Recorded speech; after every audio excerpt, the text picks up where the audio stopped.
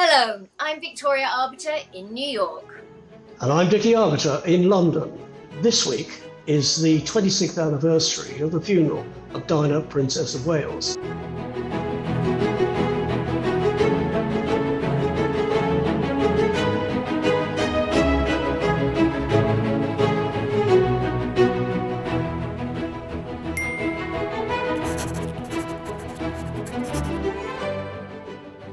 I was very much involved with those funeral arrangements because I was in charge of all the press arrangements. I had a ticket to go to Westminster-Abbey because, having worked for Diana for a number of years with the King, who was then Prince of Wales, but I felt my job was to troubleshoot in the event of something going wrong with the media, and so I gave my ticket to my daughter Victoria.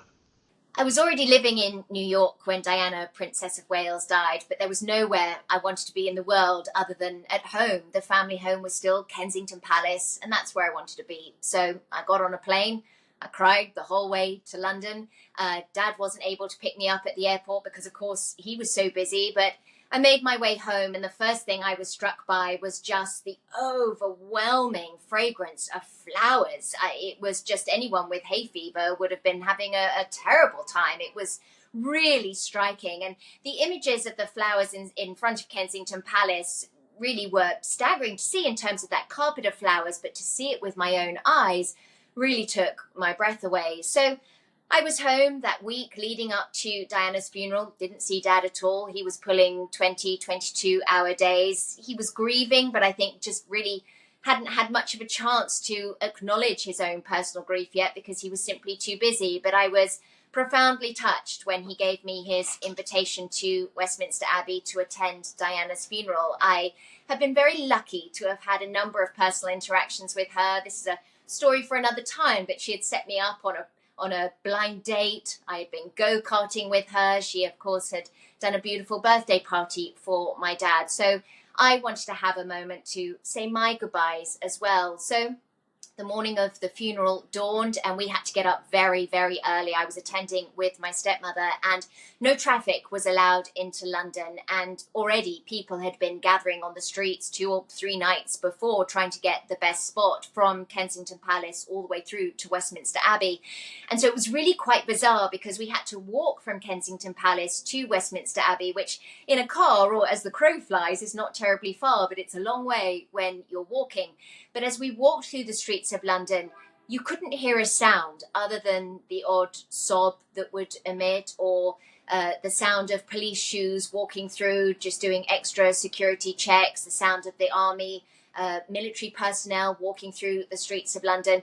But also, as with any kind of royal event, we had to be at the Abbey very, very early. They want to make sure everyone is in place way ahead of time. So we took our seats and we were very fortunate. We were incredibly near the front. We were really able to see everything. Westminster Abbey can be quite tricky. You can't see everything from every seat, but we were very close to the front. And it was quite a sense of foreboding as we waited, because from the moment the gun carriage left Kensington Palace, as it made its journey, the minute bell at Westminster Abbey chimed every minute of that procession. And gosh, even as I'm telling you now, I've got goosebumps thinking of that bell. It was foreboding, really, is the only word to describe it. And again, in Westminster Abbey, total silence, just the rustling of people looking through the order of service. And I think all of us just really collectively anticipating what was to come. We weren't really privy to the sounds or what was happening outside.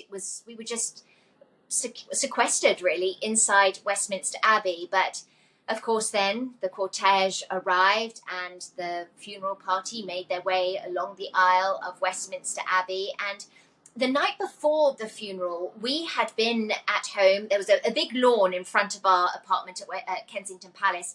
And we were standing outside there when Diana's coffin was brought home. She spent her last night at Kensington Palace. And it was quite jarring to see the coffin move by very slowly in the hearse, but to have that kind of distance from it, it really brought home exactly what was happening. And that's really what happened in Westminster Abbey as well, seeing the coffin put into place. Again, it was just another reminder of the enormity of what we were all experiencing. Where Diana was placed, it blocked our view of the royal family. We were sitting directly opposite where the royal family were sitting. But then the service got underway, and it really was a beautiful service. A lot of Diana's favourite pieces of music were included. Readings, her favourite hymns. Elton John, of course, had readjusted one of his songs to Goodbye England's Rose, and that's where I got really choked up. The tears were flowing. There was just no way to hold it in at that point. But inside Westminster Abbey, unlike what was happening with the crowds, the crying was all very quiet. People were really trying to be respectful of the royal family and to maintain that dignity and that sort of feeling of respect that was in there. But then Charles Spencer got up to speak, and of course his eulogy was very powerful indeed. I think he hit on a lot of the themes that people were feeling when he started referencing the blood family and how the blood family would care for the boys. That made for uncomfortable listening, because there was a undercurrent to that. There was a subliminal message, really, I suppose, coming across in that he was very angry and his anger was justified. But being so close to him and seeing that delivery, powerful as it was, it did make for quite uncomfortable listening as well. But as he finished, we could inside hear the sounds of applause rippling outside. And that was quite stunning. You know, British people, they're not known for these big displays of emotion. And so having heard the sobs on the street as we were walking to Westminster Abbey, then hearing that loud clapping outside was another one of those moments that you're really struck by us experiencing something collectively. But that clapping then started at the back of Westminster Abbey, and it slowly rippled through the Abbey to the point where the applause inside the Abbey was quite thunderous. And again, I wasn't able to see the royal family because Diana's coffin was obscuring them, but I can only begin to imagine what that must have felt like for them, hearing that level of applause.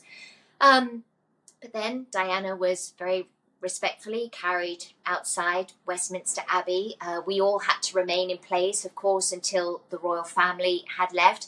The Abbey was made up of charity representatives, her friends, her family. There was a sprinkling of Hollywood. Steven Spielberg was there, Tom Hanks, Tom Cruise, Nicole Kidman.